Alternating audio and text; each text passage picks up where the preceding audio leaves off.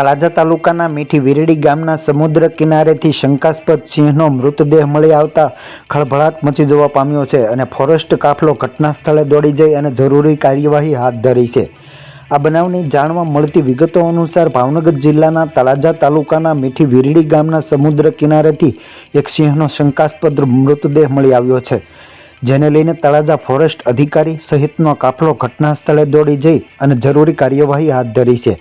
આજે સાંજે 5 કલાકે જાણવા મળેલ માહિતી મુજબ સિંહના મોતને લઈને આસપાસના વિસ્તારમાંથી પણ નિહાળવા માટે લોકો ઉમટ્યા હતા અને આ પ્રકારના વિડીયો પણ સોશિયલ મીડિયા પર વાયરલ થઈ રહ્યા છે।